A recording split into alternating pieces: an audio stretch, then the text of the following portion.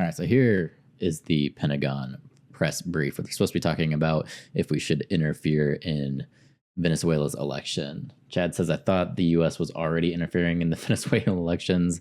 I haven't heard anything concrete yet, but I'm sure in some ways we probably are. Let me go. Where is she? She's right here. His UK counterpart, Secretary of State for Defense John Healey, to discuss a range of regional and bilateral issues. The two leaders discussed their close cooperation to address shared challenges, including countering Russian aggression in Ukraine, the ongoing instability in the Middle East, and cooperation in the Indo-Pacific. Secretary Austin and Secretary Healey reflected on the strength of the U.S.-UK defense relationship and committed to continue working together on their many common priorities. Separately, Secretary Austin also spoke by phone yesterday to Ukrainian Minister of Defense Rustem Umerov regarding priority security assistance efforts and Ukraine's ongoing operations. Secretary Austin and Minister Umerov also discussed the strong support from allies and partners in helping meet Ukraine's urgent military requirements. Minister Umerov provided an update on battlefield dynamics as well as the impact of Russia's continued attacks in Ukraine. And the full readouts of both of these calls can be found on defense.gov. And finally, the department continues to closely monitor the situation in the Middle East. As you've heard us say throughout the week, Secretary Austin and the department have taken actions to reinforce the United States' commitment to defend Israel and to protect our forces by strengthening U.S. military force posture and capabilities throughout the Middle East in light of the escalating regional tensions. We remain focused on de-escalating tensions in the region while also postured for deterrence and the defense of Israel. The U.S. government also remains very focused on securing a ceasefire as part of a hostage deal to bring all hostages home and to end the war in Gaza. And with that, I'd be happy to take your questions. There we go. Tara. Now the good part. So let's start with Ukraine. You just did the readout from the call. Did that call include, now that Ukraine is on an offensive, does that change what sort of weapons they are seeking? And would the U.S. support a different request specifically to support this new offensive maneuvers? Thanks, Tara, for the question. So in terms of weapons that we're providing Ukraine, in the immediate, it doesn't impact what we're providing them. But you've seen us change the types of weapons and systems that we've given over the course of time. And certainly since the war began back in February and our first security assistance package rolled out, the types of artillery, the types of equipment that they were getting, you've seen that change and evolve over time to where they have sophisticated long-range capabilities, along with, we're training their pilots on F-16s. So you've seen us modify and give different capabilities over time, and we reserve that right to continue to do that. So has anything changed from the U.S. decision on supporting Ukraine? If it continues to push in further, will there be any sort of limitations on what Ukraine can or cannot do with the systems that the U.S. has provided? So won't get into engaging in the hypothetical, but what I can tell you is that we're in touch with our Ukrainian counterparts. As I mentioned at the top, the secretary had a call with his counterpart yesterday. We're always assessing what they need on the battlefield to be successful. And we believe the capabilities that we continue to provide them you're seeing those successes come to fruition as they continue to fight along the east and sort of the northern southern part in that eastern area in Ukraine. So we're committed to providing more presidential drawdown packages. I think the most recent one was as of last week. We're going to continue to do that. If there is a change in capabilities or anything that we're providing them, This lady's voice is much more tolerable than KJP's. And she apparently answering questions. What's going on? I'm scared. I mean, she didn't answer what she considered a hypothetical question if they push further into Russia. I don't really think that's a hypothetical question. It seems like they're on the offense now. They should probably have a plan of what they're going to do. What limitations are they actually going to have? That was a really good question. We always read that out in our PDA packages. So we'll keep you updated on that. Okay, just one last one. Any indications that Russia is sending in reinforcements to Kursk? Of course, they have to be. So we have seen some Russian units be redirected from operations in Ukraine towards the Kursk area. These are just early reports, so I can't really say with certainty the numbers or their objectives, but we have seen some movement there. Mm-hmm. Natasha.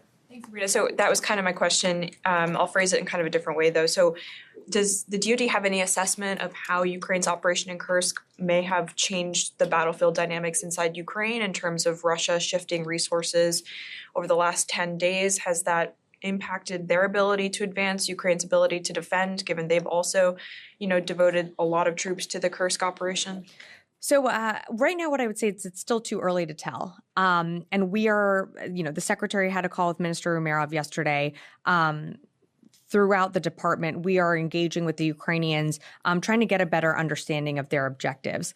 So I don't have more for you right now. It's something that we're continuing to engage on, we're going to continue to monitor, but I'm just going to have to leave it at that right now. Does the secretary support the operation, given that he spoke to Umerov and now, probably has a better understanding of what they're trying to achieve?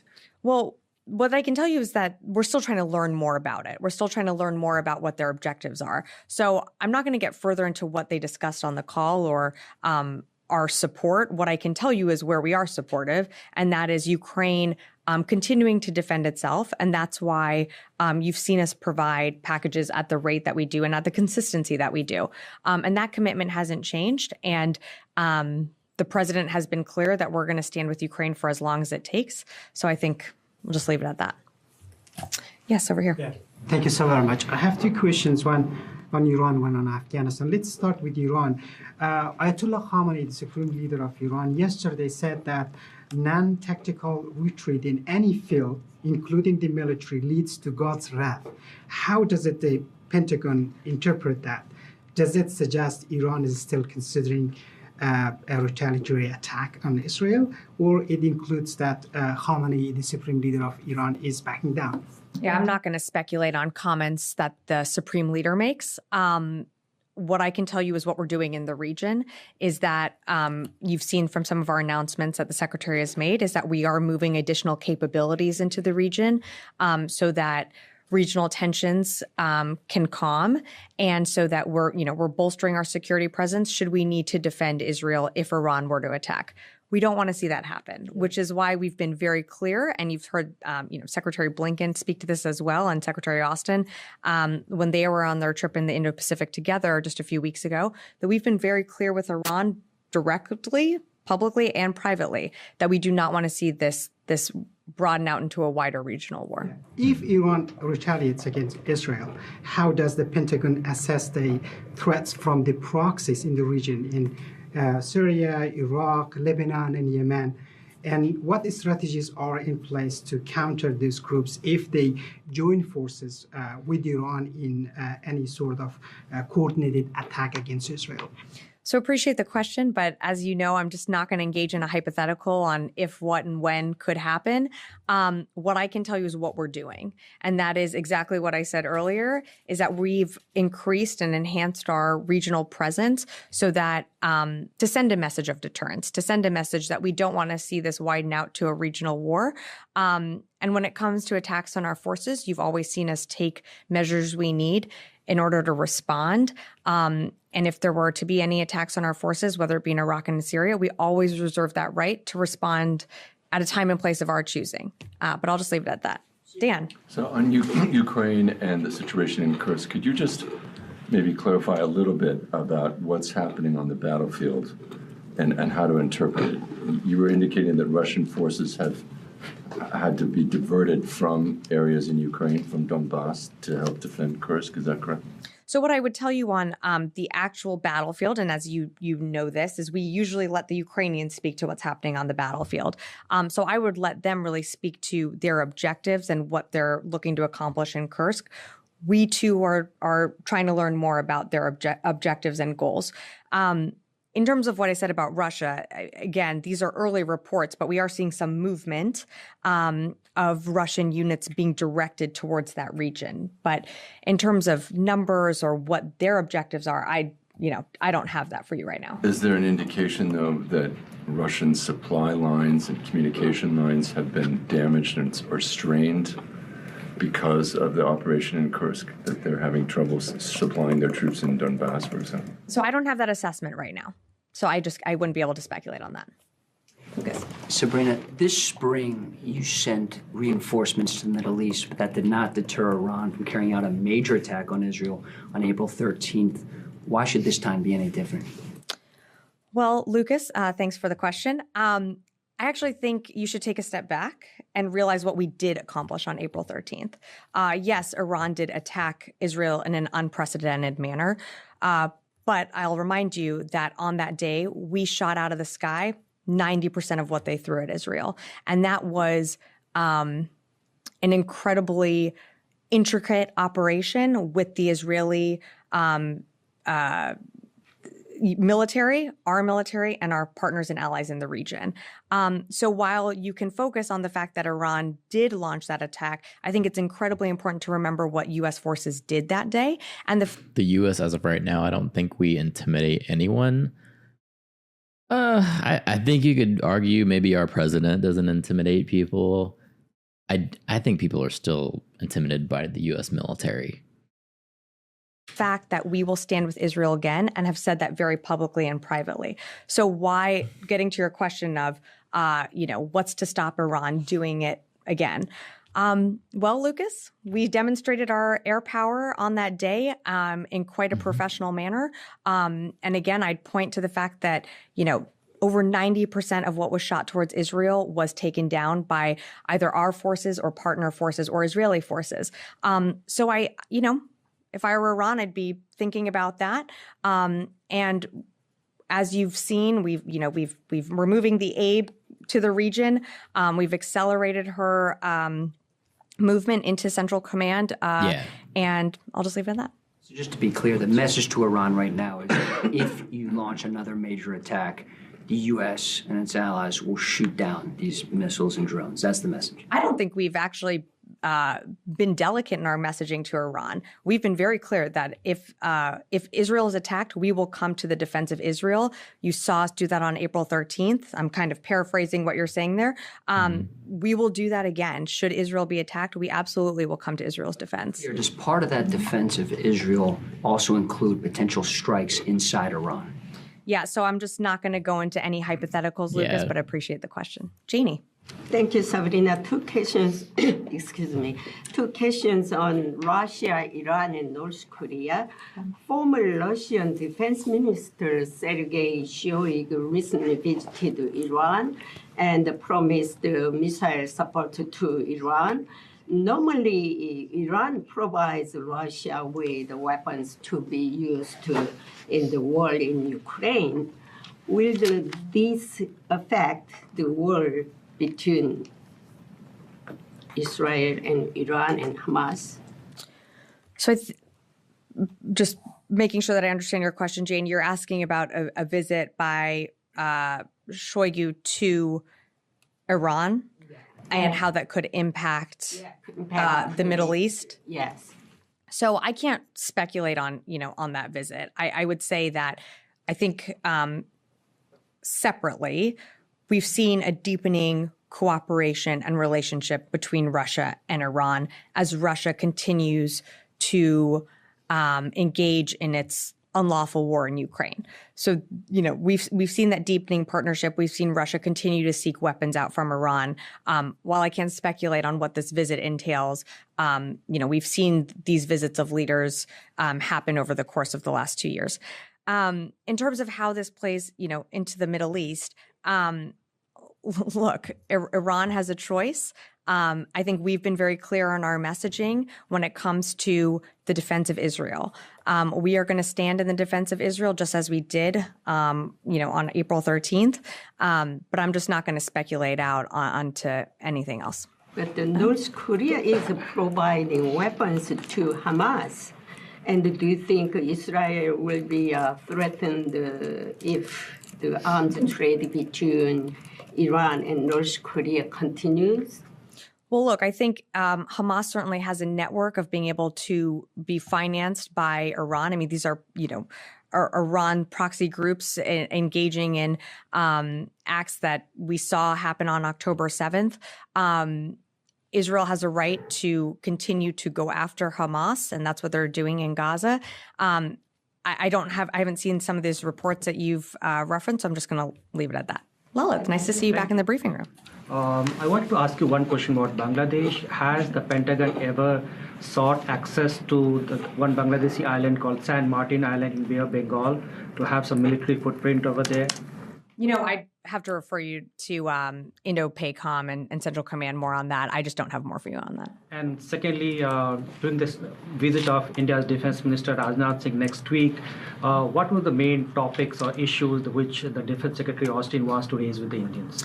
Yeah, so thanks for bringing that up. Of course, we're looking forward to a visit, but I just don't have more for you right now. I'm not going to get ahead of the secretary or any meetings that he's doing.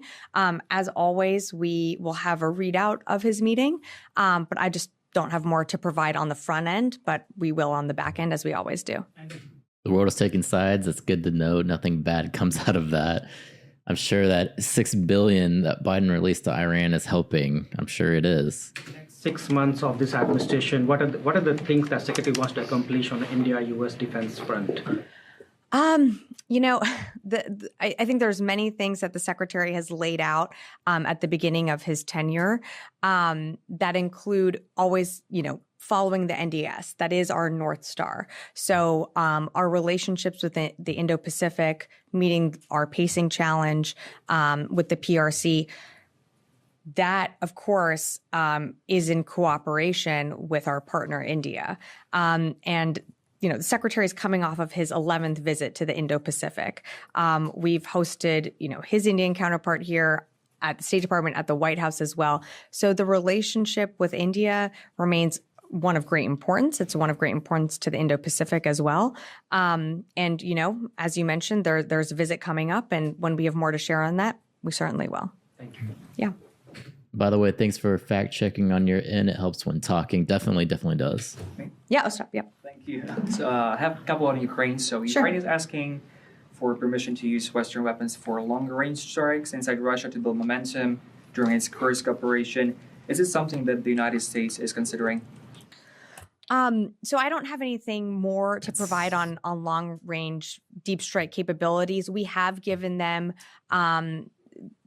capabilities and sort of worked with the Ukrainians on setting those parameters, but those haven't changed. Why is this still considered to be escalatory, given that there has been no major response from the Russians to the incursion of Ukrainians into their territory? I mean, it seems like that every red line that Russia draws, Ukrainian military is erasing now. We can have a very long conversation about this. I will question. tell you that the weapons that we are providing them, and not just, you have to remember, this is not just the United States. This is a coalition of countries coming together through the UDCG, providing weapons and capabilities and support to Ukraine. We believe the best way that they can be effective on the battlefield is by knitting those capabilities together and continuing to push forces back to regain their sovereign territory. That doesn't necessarily happen by But they're pushing back inside of Russia. That doesn't make sense. doing long-range deep strikes within Russia. And of course, we're worried about escalation. So just because Russia hasn't responded to something doesn't mean that they can't or won't in the future. And that's something that the administration is always weighing.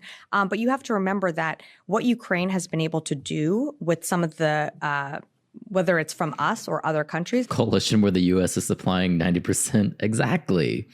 They've been very successful in being able to take back their sovereign territory, and they still continue to do it. This is not something that's going to end in a day, although it could if, Putin decided to withdraw his troops from Russia.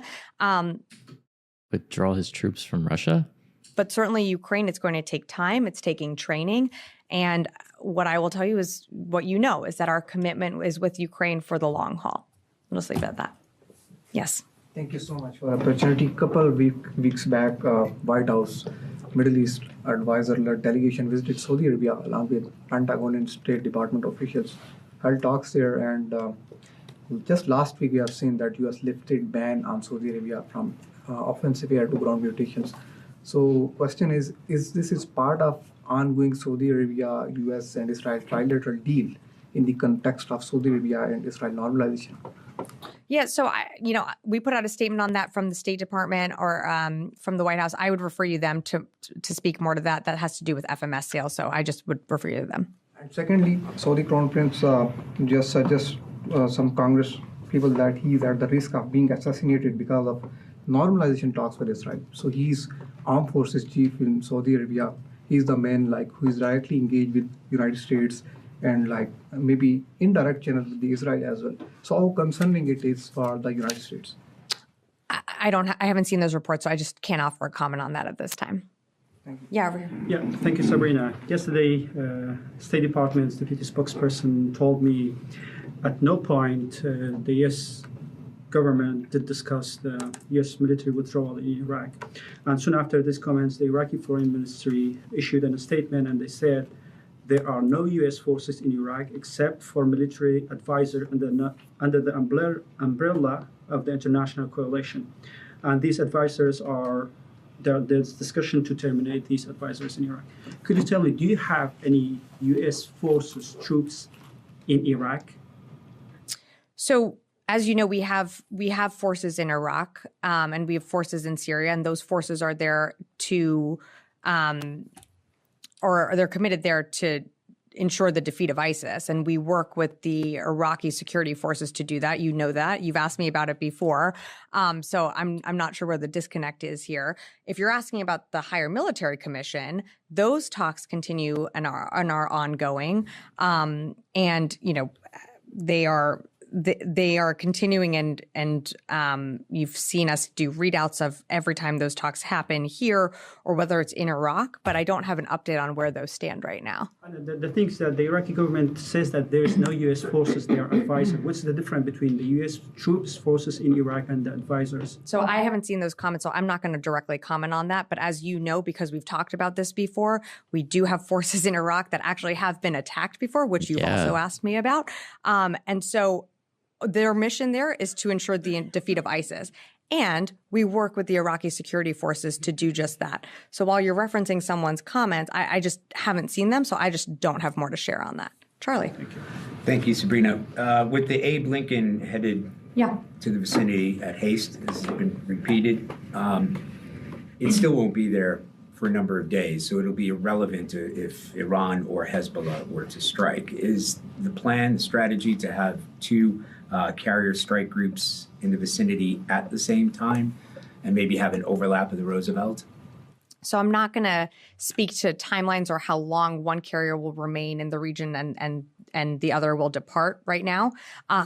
What I can tell you is, you know, the secretary directed the Lincoln to accelerate towards the Central Command area of responsibility.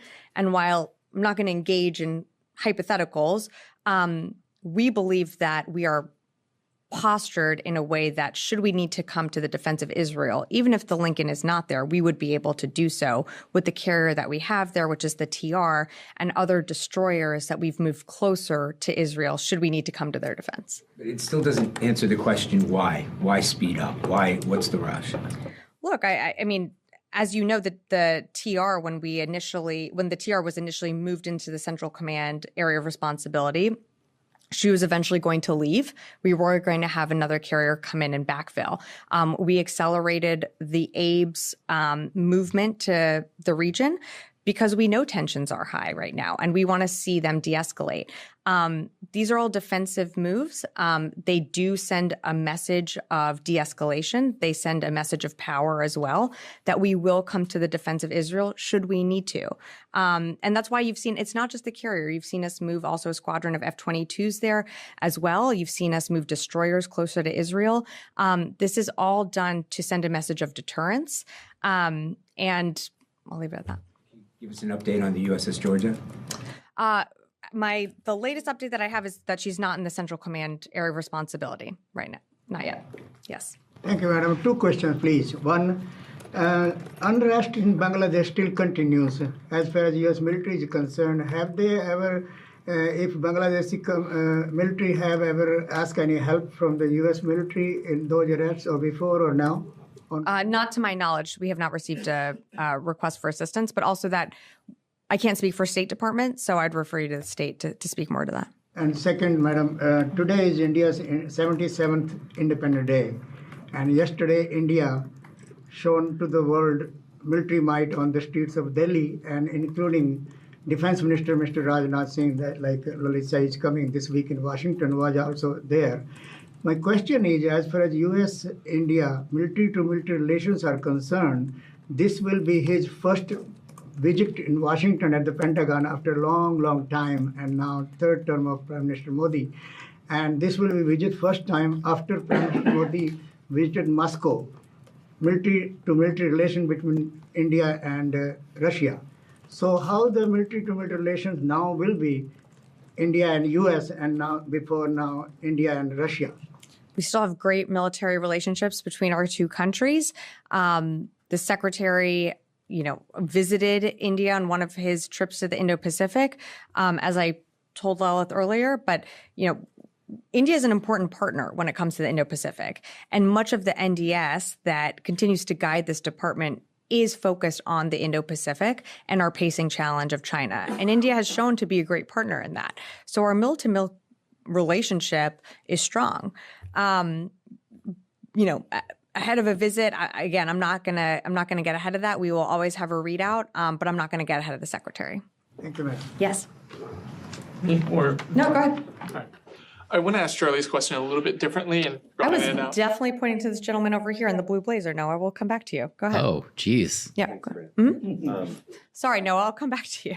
Sorry, I just mistook. Also on deterrence forces, so same topic. Has the force posture changed for those forces that have been moved in the region in light of the ceasefire negotiations ongoing? And just broader, does the administration see the Doha negotiation as an opportunity to avoid a broader conflict in the region? I think certainly the negotiations to reach a ceasefire deal would de-escalate tensions and would avoid or has the potential to avoid a larger regional conflict. But it's also really important to remember that it's not just that. It's about getting our hostages home. They're still Americans that are hostages. It's also about ensuring that aid can get into the people, the Palestinian people who desperately need it in Gaza. So there's a lot of components to the ceasefire talk and the framework that has been put together. But that's something that, for more details on that, I would refer to the State Department to speak to that, and the NSC as well. But has the force posture changed for those deterrence forces in light of those negotiations? You mean like heightened? We don't typically talk about that, so I'd refer you to CENTCOM for any further details. Noah. Glad I'm not wearing a blue blazer today. Do you have any updates on any new U.S. assets that have reached the CENTCOM AOR in recent days? Just to broaden Charlie's question out a bit. I think CENTCOM put out a statement when the F-22s had come in, but beyond that, not to my knowledge. Mm-hmm. And then to follow up on the Ukraine's objectives note that you said we're still looking for a bit, is there a reason that Minister Umerov wasn't able to offer further clarity on that? I'm just wondering why there needs to be more exploration after the call. Yeah, thanks for the question, Noah. Look, I'm just not going to get into more specifics or details of the call. We've asked, for more from the Ukrainians. I'm just going to leave it at that. Jared. Hi, Sabrina. Iranian press is reporting, state-run press is reporting that an IRGC official has died. He had been deployed to Syria, and his injuries had resulted from a strike, I believe, between July and August. Not a lot of clarity there, but the Iranian press is saying that it was done by coalition forces who are illegally in Syria. Did the United States conduct a strike? Does the department believe they may have killed an Iranian IRGC official?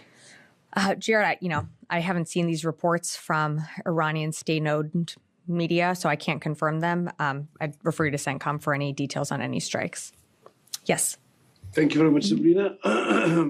Mr. James Bond Stockdale was a US PAW in Vietnam for a long time, and he was honored Medal of Honor as well. He was my teacher at age 15, and then since 25 years, I've been a journalist from Afghanistan, Pakistan, that border region. I'm the only English newspaper there. Can you explain to your State Department colleague that journalists who have worked in these terrorist zone areas and who were the first media providers to the US bases over there, they at least treat them with respect?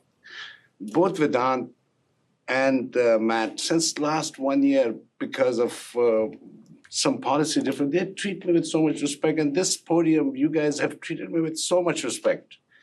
So is it possible that you at least tell them that journalists who are from the war zone areas, they act, their attitude, their everything is a little different than these diplomatic trained journalists, you know what I mean? So, look, they're my dear colleagues at the State Department. I'm not exactly sure what you're referring to here, but go ahead. Please, you were going to say something. I can tell you that, this administration, I think, certainly values journalists wherever you are in the world. We value your coverage. We value the questions that you ask us here at the briefing room, whether it's in this briefing room or other briefing rooms across the administration. I don't know if you have a question, but happy to take it. Yesterday, the Taliban were celebrating their 3 years anniversary of their takeover in Afghanistan. And they were flying US-made helicopters. They were driving US vehicles, the military vehicles. Yep. I had emailed this office, Pentagon, right before the US withdrawal as well, that what's going to happen. So at least, can the US now at least disable these helicopters, these big things, or no, they have not thought about it? So this isn't like the military hardware. Okay. Can you at least shut it down, please? Yesterday at the Bagram Air Base. Okay. So, look, I don't have a comment on the types of parades that, the Taliban is doing right now. But, as the department, as we come up on, closer to an anniversary, I would say that we are certainly grateful for all those that have served, for their bravery, for their selflessness, for their compassion every single day that they showed while they were in Afghanistan. And we certainly honor those that came back and those that made the ultimate sacrifice, but I just don't have a comment to offer on the Taliban. Thank you. Just last question. Several senior Pakistani military officials has been arrested in the last couple of days, including a spy master, the general, and they were arrested on corruption charges. Senior politicians, Javed Hashmi, and Georgetown graduates, again a senior politician, Mushahid Hussain, they all complain from the US that the US only contacts the Pakistani military more directly instead of the people-to-people relationship instead of the diplomatic. Do you guys ever feel that? This has nothing to do with giving all the Taliban new toys. Exactly. She just kind of went around the question, didn't really talk about their parade of military gear that they had. It was pretty crazy. Have anybody ever told you that the people of Pakistan, who many of them support democracy as well, but when their senior politicians say that the US military keeps more focus on the Pakistani military than the diplomatic relation, is that anything of concern to you or not? So I think two separate questions here. In terms of the reports that you're cited, where are those reports regarding the arrests? I just don't have anything for you on that. That's really a Pakistani internal matter for them to speak to.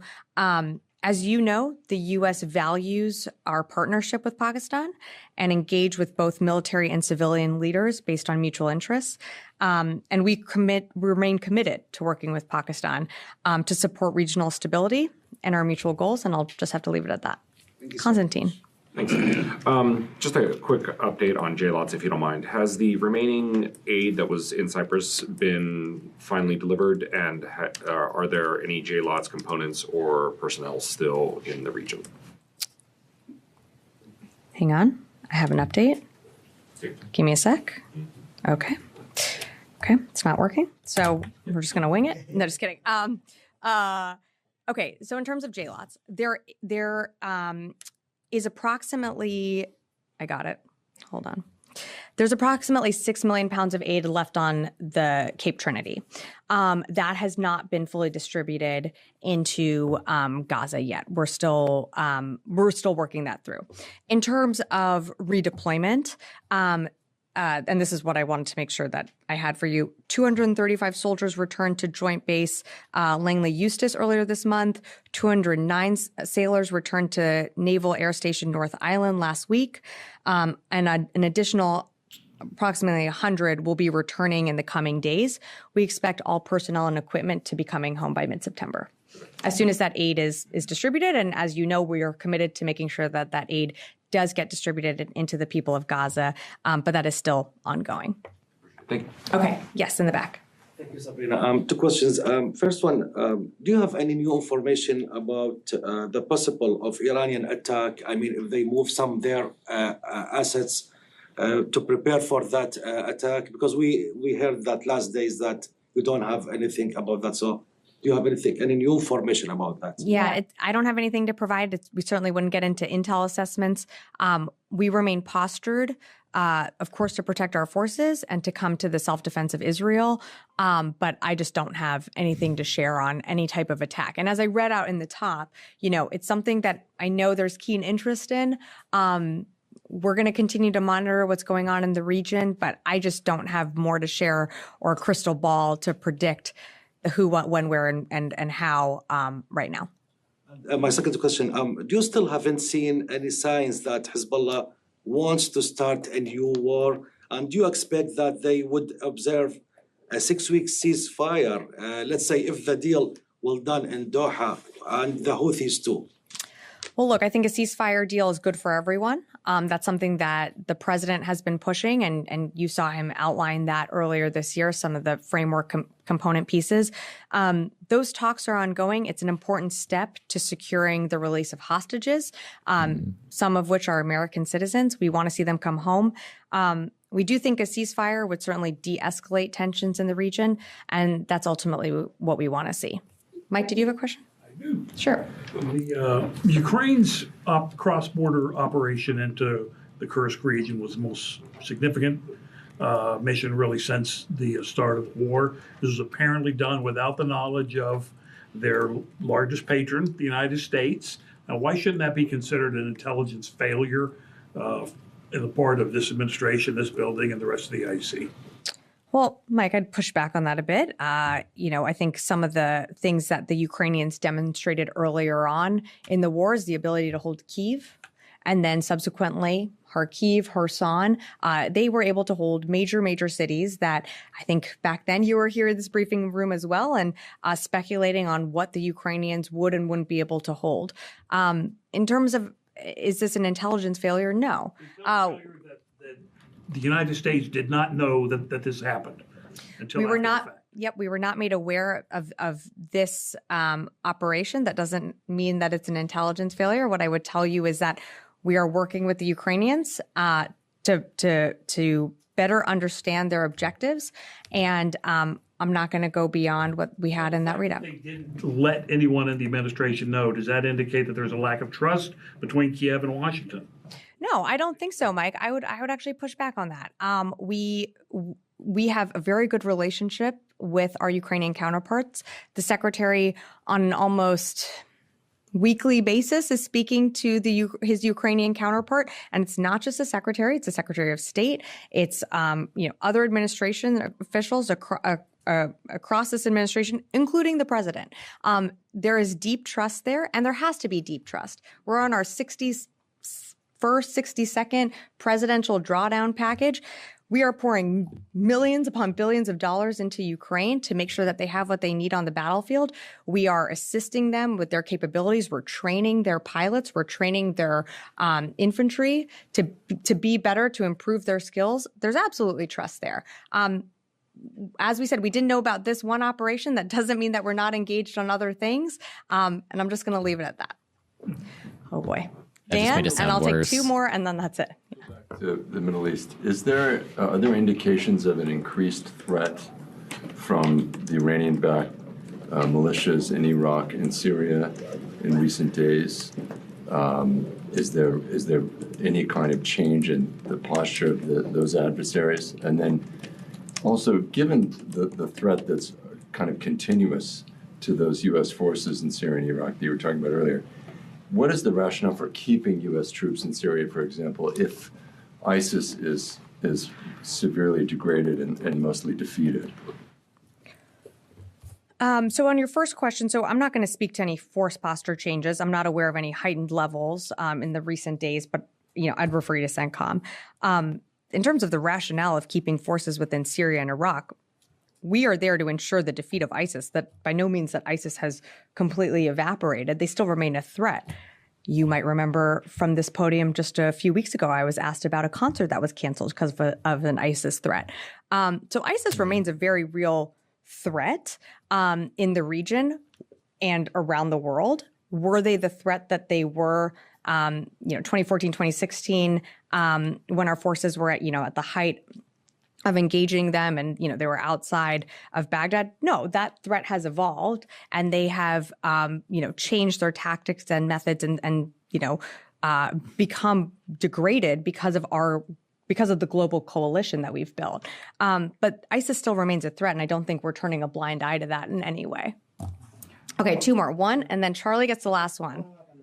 Colleague's question about ISIS. So, President Biden repeatedly said that Over the Horizon is an effective program to monitor or to control what's going on in the region like Pakistan and Afghanistan. What is the Pentagon's assessment on that? Is that effective? How does it work? And also, does the United States still control Afghanistan's airspace? Because the Taliban's defense ministry said a couple of days ago that we, the Taliban, don't have any control on our airspace in Afghanistan. And they claim that some drones are flying over different cities of Afghanistan, like Kandahar, Jalalabad, and some other areas. Who controls that? The Pentagon? Well, that seems like a them problem, not an us problem. In terms of are over the horizon capabilities effective? Yes, they are. Charlie. Yes. Thank you, Sabrina. I'm just curious, going back to Ukraine and Russia. I know the United States has cautioned Ukrainians of using certain weapons that might penetrate deep inside Russia. Now that the line of scrimmage has moved forward, are there restrictions on what kind of weapons can be used on Russian soil? Thanks, Charlie, for the question. Nothing has changed in terms of our policy. So the policy that we set out from the beginning and allowing those counterfire measures to take place around that Sumy area, nothing's changed on that. Nothing has changed on our long range fires policy as well. We still believe that with the coalition that we've built through the UDCG, that we are providing the Ukrainians what they need on the battlefield to be successful in that northeast area region and in the south. And we believe that they have the capabilities to be successful with what we've given them. But the U.S. policy was never considering that weapons like these might be used inside Russia. So Charlie, what I would tell you on that is, once again, on the Kursk incursion, we're still working to get more from the Ukrainians on their objectives. So I don't have more to share on that. In terms of like what you were saying on, like, we've never seen this, you have to remember that, and to Tara's question at the beginning of the war, what we were providing were like javelins and stingers. What we're providing them today looks very, very different from that PDAs 1 through 20, possibly. So you have to remember that every time that the battlefield has changed and adapted, whether it be terrain or capabilities, we have adapted as well. So we're not ruling anything out right now, but if the as the battlefield dynamics change, we always reserve the right to work with the Ukrainians on what they need.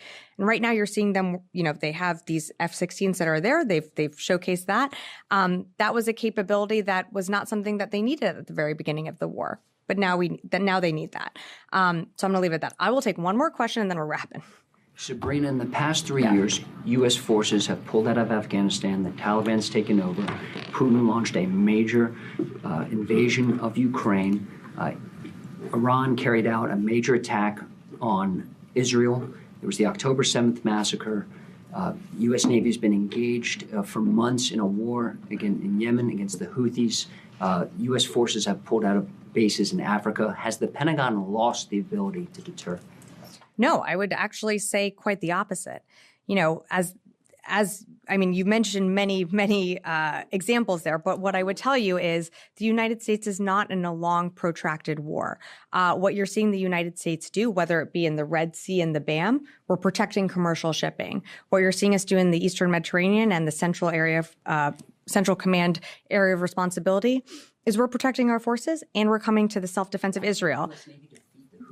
So happy to have a longer conversation about this, but our goal right there, I think you have to separate defeat versus what our intentions are.